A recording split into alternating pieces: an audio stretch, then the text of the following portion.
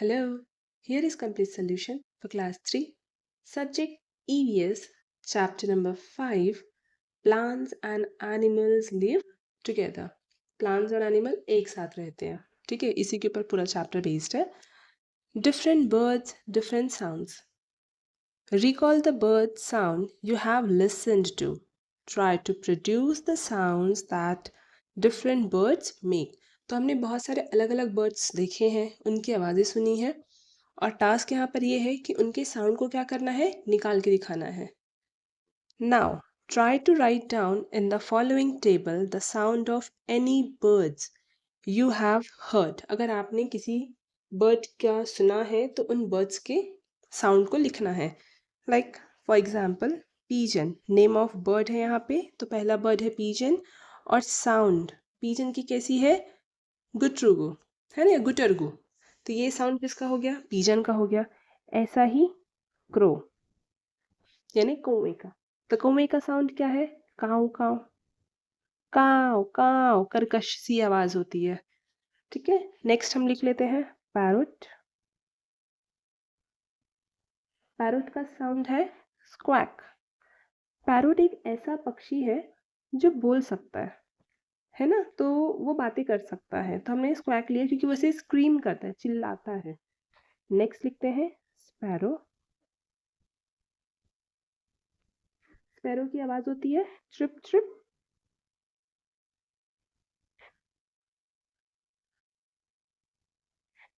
The next comes cuckoo.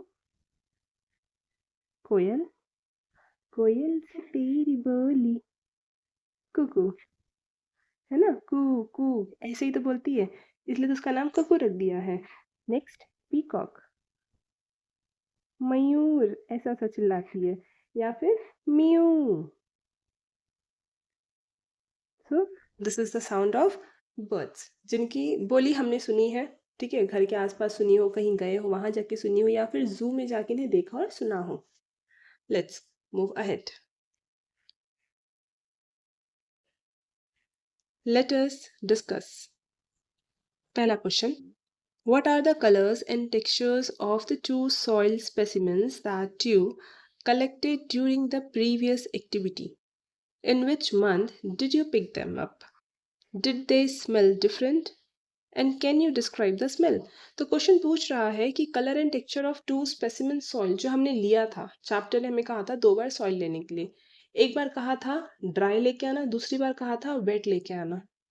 ठीक है, जब हम चैप्टर रीड कर रहे थे तो उसमें ये मेंशन था, उसमें ये भी पूछा था कि कब आपने ये कलेक्ट किया, तो इन द मंथ ऑफ अगस्त. क्यों, क्योंकि हम इस चैप्टर को उसी में हमने इसे रीड किया है, तो हम उसी मंथ पे इस काम को क्या करेंगे, कंडक्ट करेंगे. प्लस हमें कहता है उसकी स्मेल के बारे में भी बात करने के लिए, तो हाँ, will discuss about the smell also. So the answer is I collected the two soil in the month of August. Dry soil, wait soil. Dry soil it is light brown in colour, तो जो dry soil है वो हल्का brown होता है, light colour का brown होता है. वेयर जो वेट सॉइल है, जो गीला हो जाता है बारिश के पानी से, वो डार्क कलर का हो जाता है. It is dark brown in colour. इसका कलर कैसा है, डार्क है. इसका कलर है light brown. It is rough to feel, छूने से दरदरा महसूस होता है, powderish. Where it is soft to feel, ये छूने से क्रीम टाइप का टेक्सचर देता है. ठीक है, हल्का सा उसके अंदर कंकड़ वगैरह होते हैं, तो एकदम भी क्रीम नहीं, but almost like a cream texture होता है. Dry soil it has a light earthy smell, है ना, इसमें उसकी खुशबू इतनी तेज नहीं होती है, हल्की स्मेल होती है. Where it has a strong earthy smell. Earthy यानी मिट्टी वाली खुशबू, अर्दी यानी मिट्टी वाली खुशबू. Second question.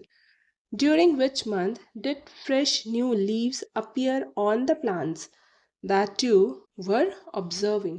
तो किस महीने में न्यू फ्रेश लीव्स आते हैं? So answer is fresh new leaves appear on the plant in the month of March. मार्च में, क्यों, कि स्प्रिंग सीजन चल रहा होता है और बसंत ऋतु में ही नई पत्तियां आती है. ठीक है, बारिश के सीजन में भी पत्तियां आती है, पर बारिश के सीजन में ग्रोथ वाली पत्तियां होती है, पेड़ बढ़ रहा होता है. Whereas new leaves, new fresh leaves जो होते हैं, झड़ के नए पत्ते मार्च में आते हैं. झड़ के नए पत्ते, बढ़ के नहीं, बढ़ने के लिए नए पत्ते नहीं, झड़ के नए पत्ते कब आते हैं? तो मार्च और अप्रैल के महीने में आते हैं। Let's read the third question. Which animal, birds and insects did you notice around plants? तो आपने कौन कौन से एनिमल, बर्ड्स, पेड़ पौधों के आसपास देखे हैं? Answer is animals, birds and insects around plants are, तो some animals such as cow, goat हमें easily दिख जाते हैं पेड़ पौधों के आसपास। birds, crow and sparrow। insects में बात करेंगे तो ants and caterpillars, ये ऑलमोस्ट हमेशा ही मिल जाते हैं। The fourth question. Recall and write about how animals, birds and insects rely on plants. Which one was your favorite example? ठीक है, तो प्लांट्स के ऊपर कैसे एनिमल और बर्ड्स और इंसेक्ट्स आश्रित है, रिले यानी आश्रित है। जैसे बच्चे माता पिता पे आश्रित है, पेरेंट्स के ऊपर आश्रित है कि पेरेंट्स उनको उनका हर सामान, उनका हर काम करके देंगे, उनको हर जगह लेकर जाएंगे। बच्चे अभी खुद से करने के काबिल नहीं है। ठीक है, इन द सेम वे जो एनिमल्स है ये पेड़ पे कैसे आश्रित है। So the answer is animals, birds and insects relay on plants for food and shelter, क्योंकि इन्हें खाना किससे मिल रहा है? प्लांट से मिल रहा है। प्लस बहुत सारे एनिमल्स वहीं रहते हैं, जैसे बर्ड्स अपना घोंसला बना के रहती है। चींटियाँ जो पेड़ का तना होता है, ठीक है, ये बार्क कहते हैं उसके ऊपरी हिस्से को, छाल को, उसके बीच में रहते हैं। बहुत सारे कीड़े बार्क के अंदर में, ठीक है, कुछ पेड़ की जड़ों के पास अपने बिल बनाकर रहते हैं। So many animals, birds and insects live around it. And the my favourite example is butterfly सक नेक्टर फ्रॉम फ्लावर्स। तो नेक्टर क्या होता है? फूलों का रस होता है। फूलों का रस होता है जिसको सक यानी चूसना। तो फूलों के रस को ये क्या करती है? चूसती है और उससे बाद डाइजेस्ट करती है। ठीक है, और बीज उसी का शहद बनाती है आगे चल के। Let's see the next question, fifth वाला। What is soil made up of? Soil किससे बना है? So soil is made from tiny pieces of rocks. बड़े बड़े जो चट्टान होते हैं, साल भर पानी, धूप, गर्मी, ठंड, इन सब चीज़ों को खा खा के वो जो चट्टान होते हैं वो टूटने लगते हैं, उनमें क्रैक्स आते हैं, वो धीरे धीरे कई कई सालों में छोटे छोटे कंकड़ बन जाते हैं। वो कंकड़ plant waste and dead animals के साथ क्या होते हैं? मिक्स हो जाते हैं और मिट्टी बनती है, सॉइल बनता है। अब प्लांट वेस्ट क्या हो गया? जैसे प्लांट की पत्तियां जो झड़ गई हैं, जो फ्रूट सड़ गए हैं, झड़ गए हैं, या कोई प्लांट सूख गया है, गिर गया है, तो धीरे धीरे क्या होता है? वो सड़ जाता है ना, गायब हो जाता है। डेड एनिमल्स, कोई एनिमल है वो मर गया, कोई एनिमल है वो मर गया, उसको वहाँ के आसपास के लोगों ने खाया, या फिर एनिमल वेस्ट हो गया, जैसे एनिमल की पॉटी वगैरह हो गई। ठीक है, तो ये सब भी चीज़ें क्या होती है? मिट्टी में धीरे धीरे मिक्स हो जाती है और नए सॉइल्स बनते हैं। Moving ahead, right. Name of two animals that you observed near or on plants. तो हमें टू एनिमल्स के नाम लिखने हैं जो हमने प्लांट के आसपास देखे हैं, ऑब्जर्व किए हैं। So I am taking caterpillar. Caterpillar plant में ही रहता है, पत्तियां खाता है। और उसके साथ हम लेते हैं बटरफ्लाई, क्योंकि ये भी वहीं दिखती है जहाँ पे फ्लावर्स होते हैं, कलरफुल फ्लावर्स होते हैं। उसके कलर्स को देख के ये क्या होती है? अट्रैक्ट होती है, और ये भी वहीं हमें दर्शन देती है। Describe the shape, size and colours of these animals. तो इनका शेप और साइज कैसा होता है? तो कैटरपिलर स्मॉल होता है, स्मॉल होने के साथ साथ लॉन्ग होता है, लंबा होता है। ठीक है, और इसका जो कलर है and is of green colour, ये ग्रीन कलर का होता है। बटरफ्लाई कैसी होती है? तो बटरफ्लाई स्मॉल होती है, साथ में उसके पास क्या होते हैं? कलरफुल विंग्स होते हैं, कलरफुल विंग्स। विंग्स यानी उसके छोटे छोटे पंख, जिसकी मदद से वो क्या करती है? उड़ती है। Guess why these animals were staying near these plants. अब ये गेस करके बताना है कि ये जो एनिमल्स है ये इन प्लांट्स के पास क्या कर रहे थे। तो कैटरपिलर तो ग्रीन ग्रीन पत्तियां खा रहा था ना, टू ईट ग्रीन लीव्स, पत्तियां खाता है ये। तो ये अपना पेट पूजा के लिए वहां गया था। ठीक है, बटरफ्लाई किस लिए गई थी? तो वो भी वही काम करने गई थी, टू सक नेक्टर। नेक्टर यानी फूलों का रस। What other interesting things did you notice about these animals? और क्या नोटिस किया? तो हमने ये नोटिस किया कि जो कैटरपिलर है वो धीरे धीरे चलता है, क्रॉल्स स्लोली, बहुत आराम से, धीमे धीमे खाता है और धीमे धीमे सरकता है। वेयर एज जो बटरफ्लाई है वो अपने पंख को, उसके जो छोटे छोटे पंख है, विंग्स है, उसको बहुत तेजी से फ्लैप करती है। So butterfly rapidly rapidly clap their wings। ठीक है, तो क्लैप बोल लो, फ्लैप बोल लो। ठीक है, तो वो अपने विंग्स को बहुत से फटाफट फटाफट फट क्या करती है, हिलाती रहती है, क्लैप करते रहती है। नेक्स्ट मूविंग अहेड, सी वाला question. Draw, remember you wrote about your favourite, your plant friend.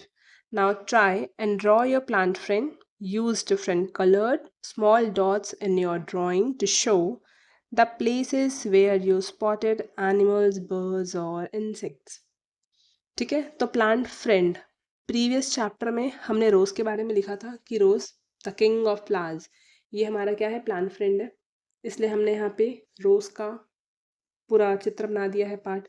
Question कह रहा है प्रॉपर सीन बनाने के लिए, तो दैट इज नॉट पॉसिबल भाई साहब। Why? Because we are teaching class 3 का बच्चा है ना, तो क्लास 3 के बच्चे बहुत छोटे हैं, उतने पूरा सीन को डिस्क्राइब करने के लिए तो हम इजी मेथड पे बढ़ते हैं।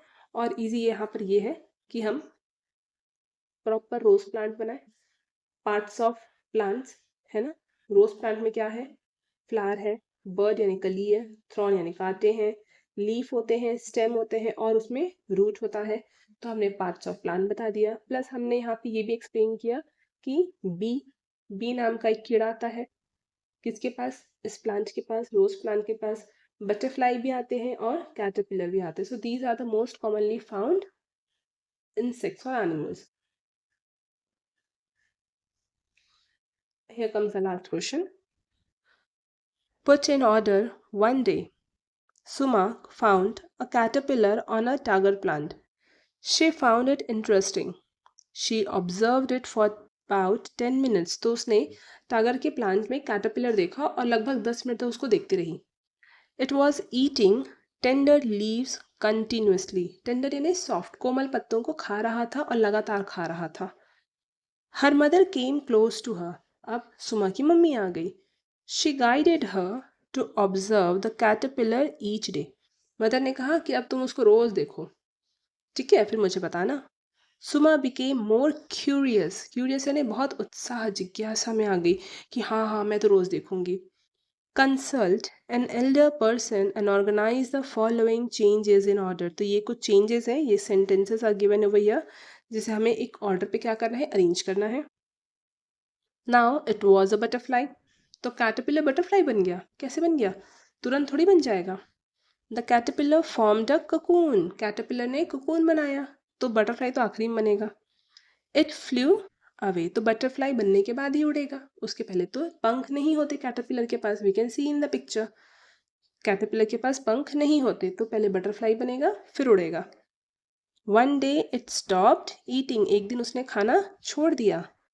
It came out of the cocoon. तो सबसे पहले वन डे उसने खाना छोड़ दिया, पत्ती खाना छोड़ दिया। पत्ती खाना छोड़ के उसने क्या किया, उसने कैटरपिलर ने ककून बनाया। The caterpillar formed a cocoon. उसने ककून बनाया, कुछ दिन ककून के अंदर आराम किया, एक डीप स्लीप, है ना, डीप स्लीप में चला गया, गहरी नींद में सो गया। जब नींद पूरी हुई तो came out of the cocoon, cocoon के बाहर आ गया।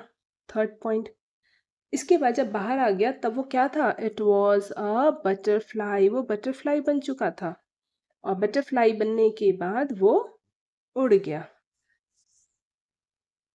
Now here are some important questions. Why do these animals choose to live near plants? है ना, कुछ एनिमल्स प्लांट के पास ही क्यों रहना पसंद करते हैं। So the answer is animals choose to live near plants because plants provide all things that are needed for life.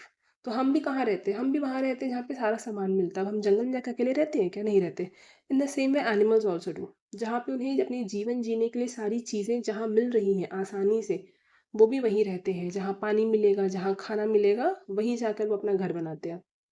Second question, in the monsoon you may find many more plants and animals. Monsoon में बहुत ज़्यादा plant और animal आते हैं। Where did these new plants and animal come from. कहाँ से आ रहे हैं अचानक इतने सारे? Why could you not see them earlier. ये पहले क्यों नहीं दिख रहे थे? मॉनसून आने पर ही इनके दर्शन क्यों हुए इतने सारे? Answer is seeds and small animals यानी insects are hidden under the soil during dry season. ये सूखे समय यानी समर सीजन में मिट्टी के अंदर छुपे होते हैं। कैसे छुपे होते हैं? सीड्स कैसे छुपा होगा? जैसे हमने कुछ खाया और हमने उसके बीजों को फेंक दिया, थूक दिया, ठीक है? तो क्या हुआ? वो उड़ते उड़ते या नीचे समय के साथ मिट्टी के अंदर दब गया। मिट्टी के अंदर दब गया। जब बारिश का सीजन आया तब उसे पानी मिला। उसे पानी मिला और धीरे धीरे वो बीज क्या हुआ? जर्मिनेट हुआ, यानी उसके अंदर से एक नन्हा सा पौधा बना और फिर वो बढ़ने लगा। इसलिए हमें सीड्स से पौधा देखने को मिल जाता है। अब स्मॉल एनिमल्स ये क्या कर रहे थे? तो ऐसे बहुत सारे एनिमल्स हैं जो अपना घर बनाकर रहते हैं मिट्टी के नीचे। जैसे एग्जाम्पल में ले सकते हैं स्नेक, क्योंकि बारिश के समय बहुत ज़्यादा आता है और मुझे उनसे बहुत डर लगता है। तो स्नेक्स, जब इनके घर में पानी भर जाता है तो ये बेचारे हमारे घर में आ जाते हैं, या फिर ये इधर उधर बाहर निकल जाते हैं। क्यों? क्योंकि पानी भर चुका है। ऐसे ही चींटियों के साथ होता है, और भी बहुत सारे छोटे कीट पतंगे होते हैं जो वहाँ रहते हैं। तो बारिश के सीज़न में, मानसून सीज़न में, this is the reason why ये हमें दर्शन देते हैं। Seeds grow into plants when rain water meets it. अभी हमने डिस्कस किया कि मिट्टियों में ये छुप जाते हैं सीड्स, और फिर जब बारिश का पानी इन्हें मिलता है तो ये जो बीज होता है छोटा सा, ये धीरे धीरे क्या करता है? एक प्लांट बन जाता है, नीचे जड़ें चली जाती हैं इसकी। Looking for food many animals come to plants, है ना? तो प्लांट्स के पास आ जाते हैं। कई बार उनके घरों में बारिश हो, पानी भर जाने के कारण भी ये क्या करते हैं? प्लांट के ऊपर चढ़ के बढ़ जाते हैं। Next question, at what time of the day do you hear sounds of birds. तो चिड़िया की आवाज़ कब आती है? पूरे दिन में।